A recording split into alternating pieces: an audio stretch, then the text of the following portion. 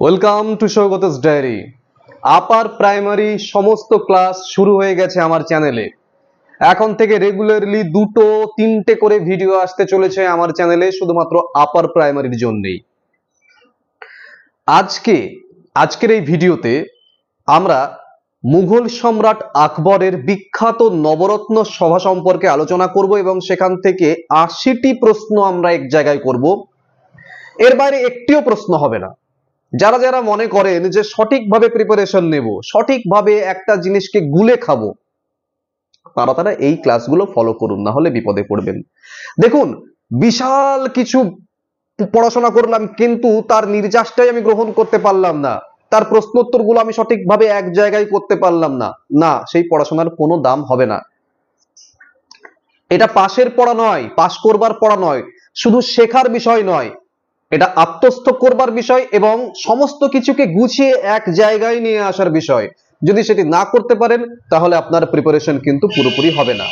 আজকে এই যে আকবরের নবরত্ন সভা সম্পর্কে যা দেব, বিশ্বাস করুন এর মধ্যেই সমস্ত প্রশ্ন উত্তর থাকবে এবং একদম গল্পের ছলে বুঝিয়ে দেব সমস্ত কিছু। প্রথমে আমরা নবরত্ন সভা সম্পর্কে একটু আলোচনা করে নেব, তারপরে 80টি প্রশ্নোত্তর আমরা এই ভিডিওতেই জানবো। তোমরা যদি মনে করো যে নোট ডাউন করে নেবে, এগুলোকে নোট ডাউন করে নাও। যদি মনে করো পিডিএফ কালেক্ট করবে, এই নম্বর থেকে তোমরা আমার ক্লাসের সমস্ত পিডিএফ পেয়ে যেতে পারো। ইউটিউবে থাকা সমস্ত ক্লাসের সমস্ত পিডিএফ তোমরা এই নম্বর থেকে কালেক্ট করতে পারো। আপার প্রাইমারিরও যা যা ক্লাস আসছে সেগুলো কালেক্ট করতে পারো। শুরু করছি আজকের নবরত্ন সভা সম্পর্কে। ভারতীয় ইতিহাসে আকবর শুধুমাত্র একজন শক্তিশালী শাসক হিসেবেই নন, বরং একজন উদারমনা, সংস্কৃতি প্রেমী এবং জ্ঞানানুরাগী সম্রাট হিসেবেও বিশেষভাবে স্মরণীয়। তার রাজসভা ছিল সেই সময়ের শ্রেষ্ঠ পণ্ডিত, কবি, সঙ্গীতজ্ঞ, প্রশাসক এবং জ্ঞানীদের মিলন ক্ষেত্র। এই রাজসভায় কর্মরত 9 জন অসাধারণ প্রতিভাবান ব্যক্তিকে আমরা একসঙ্গে নবরত্ন বা 9 রত্ন বলি। আকবর উপলব্ধি করেছিলেন যে শুধুমাত্র সামরিক শক্তি দিয়ে একটি বিশাল সাম্রাজ্য পরিচালনা করা সম্ভব নয়, এর জন্য প্রয়োজন জ্ঞান, প্রজ্ঞা, সংস্কৃতি এবং দক্ষ প্রশাসন। তাই তিনি তার রাজসভায় বিভিন্ন ক্ষেত্রের সেরা ব্যক্তিদের স্থান দিয়েছিলেন। এই নবরত্নদের মধ্যে কে কে ছিলেন? আবুল ফজল, ফৈজি, রাজা টোডরমল, বীরবল, তানসেন, রাজা মানসিং, আব্দুল রহিম খান খানা, ফকির আজিউদ্দিন, মোল্লা দো পেয়াজা। তাদের প্রত্যেকেই নিজ নিজ ক্ষেত্রে অসামান্য অবদান রেখে ইতিহাসে অমর হয়ে আছেন। নবরত্ন সভা শুধুমাত্র একটি রাজসভা ছিল না, এটি ছিল জ্ঞান, সাহিত্য, সঙ্গীত, প্রশাসনিক দক্ষতা এবং সাংস্কৃতিক সমন্বয়ের একটা অনন্য কেন্দ্র। এই সভার সদস্যদের পরামর্শ এবং কর্মদক্ষতা মুঘল সাম্রাজ্যকে আরো শক্তিশালী এবং সমৃদ্ধ করে তুলেছিল। বিশেষ করে প্রশাসনিক সংস্কার, রাজস্ব ব্যবস্থা, সাহিত্য চর্চা এবং সঙ্গীতের বিকাশে তাদের একটা দারুণ ভূমিকা ছিল। আজকের এই ভিডিওতে এবার আমরা আকবরের এই নবরত্ন সভা সম্পর্কে 80টি প্রশ্নোত্তর, গুরুত্বপূর্ণ প্রশ্নোত্তর আমরা এক জায়গায় করব। তাদের পরিচয়, তাদের অবদান, মানে এই যে নবরত্ন, তাদের পরিচয়, তাদের অবদান, আকবরের রাজসভায় তাদের ভূমিকা এবং এই বিষয় থেকে পরীক্ষায় বারবার আসা সমস্ত গুরুত্বপূর্ণ তথ্য আমরা এক জায়গায় করব, সহজ ভাষায় তুলে ধরবো, দুবার পড়লে বা দুবার শুনলেই যা মনে থেকে যায়। কেমন? তাহলে চলুন শুরু করা যাক আকবরের নবরত্ন সভা সম্পর্কিত সমস্ত প্রশ্নোত্তর। আকবরের দরবারে নবরত্ন বলতে কি বোঝায়? আকবরের দরবারের 9 জন শ্রেষ্ঠ পণ্ডিত বা গুণী ব্যক্তিকে একসঙ্গে নবরত্ন বলা হয়। নবরত্ন সভার প্রতিষ্ঠাতা কে ছিলেন? সম্রাট আকবর। আকবরের নবরত্ন সভায় মোট কতজন সদস্য ছিলেন? 9 জন। আকবরের নবরত্ন সভার সব থেকে বিখ্যাত সদস্য কে ছিলেন? বীরবল। বীরবলের আসল নাম কি ছিল জানেন? মহেশ দাস। বীরবল কোন বিষয়ে বিখ্যাত ছিলেন? বীরবল বুদ্ধি এবং রসিকতার জন্য বিখ্যাত ছিলেন। বীরবল কোন উপাধি পান? কবিরাজ। বীরবল কোন যুদ্ধে নিহত হয়েছিলেন? ইউসুফজাই বিদ্রোহ দমনের যুদ্ধে বীরবল নিহত হয়েছিলেন। তানসেন কে ছিলেন? আকবরের দরবারের শ্রেষ্ঠ সঙ্গীতজ্ঞ ছিলেন তানসেন, নবরত্ন সভার অন্যতম। তানসেনের আসল নাম কি ছিল? রামতনু পান্ডে। তানসেন কার শিষ্য ছিলেন? স্বামী হরিদাসের। তানসেন কোন ঘরানার সঙ্গীতজ্ঞ ছিলেন? ধ্রুপদ ঘরানার। তানসেনকে কোন উপাধি দেওয়া হয়েছিল? মিয়া তানসেন। আবুল ফজল কে ছিলেন? আবুল ফজল ছিলেন আকবরের সভাকবি এবং ঐতিহাসিক। আবুল ফজলের বিখ্যাত যে গ্রন্থ তার নাম কি ছিল? আকবরনামা। আইনি আকবরী কে রচনা করেন? আবুল ফজল। আইনি আকবরী কি ধরনের গ্রন্থ? প্রশাসনিক বিবরণমূলক একটি গ্রন্থ আইনি আকবরী। আবুল ফজলের ভাই কে ছিলেন? ফৈজি।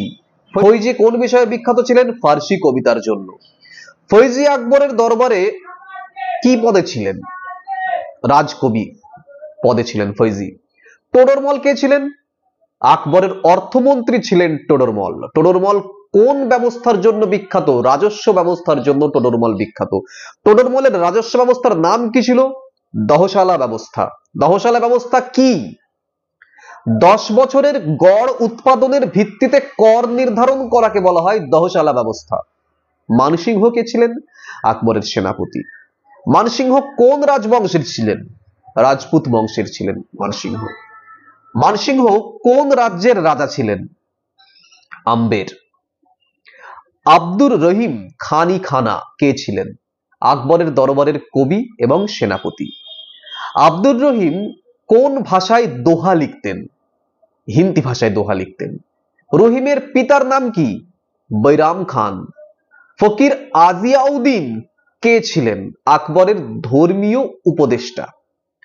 মোল্লা দো পেয়াজা কে ছিলেন? আকবরের দরবারের একজন উপদেষ্টা।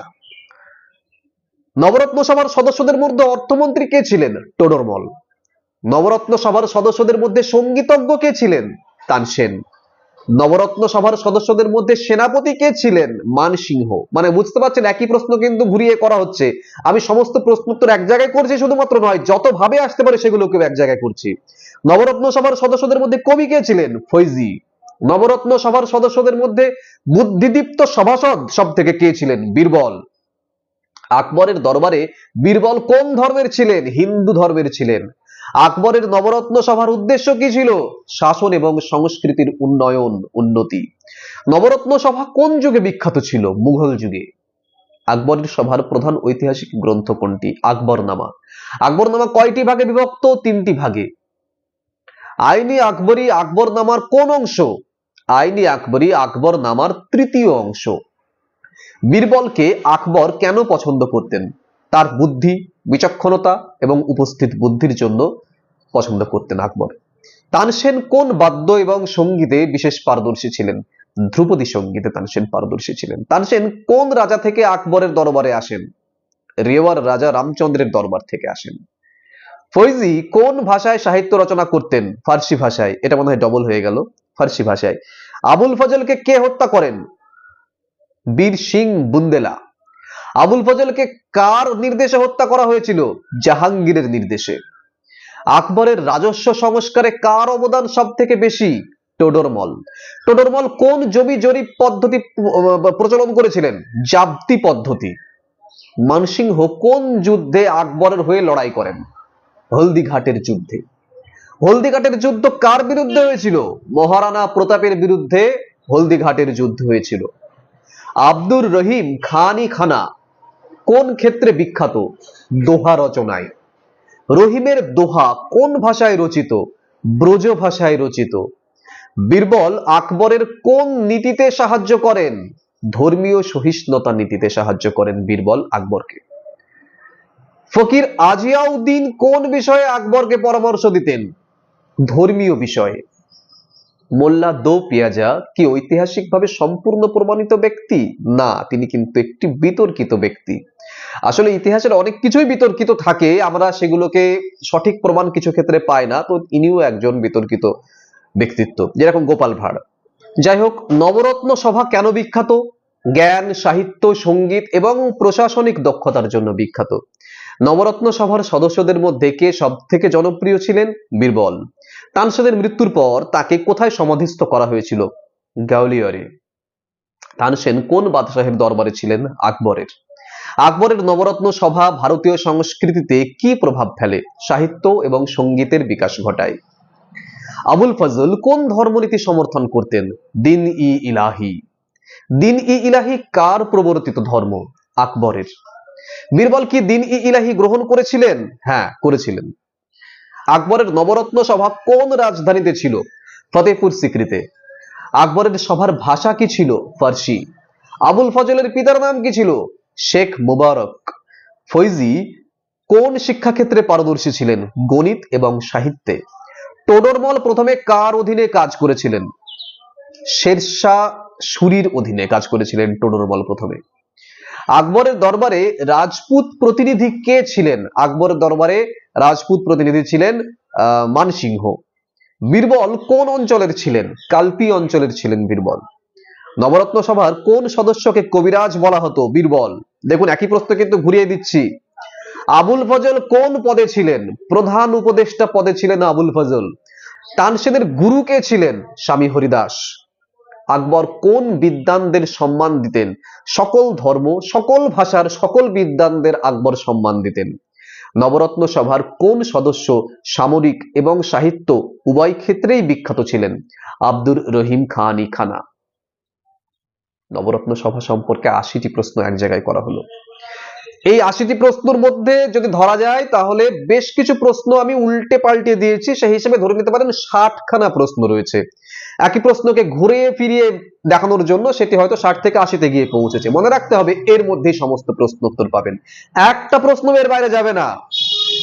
এইভাবে গুছিয়ে স্টাডি মেটেরিয়াল ইউটিউবে খুব একটা পাবেন না, তাই ভিডিওটিকে লাইক করুন প্রথমে, আর চ্যানেলটিকে সাবস্ক্রাইব করুন। চ্যানেলটিকে যদি সাবস্ক্রাইব না করেন তাহলে এই যে এই 10 মিনিটের ভিডিওতে এত ইনফরমেশন ইউটিউবে আর কোথায় পাবেন?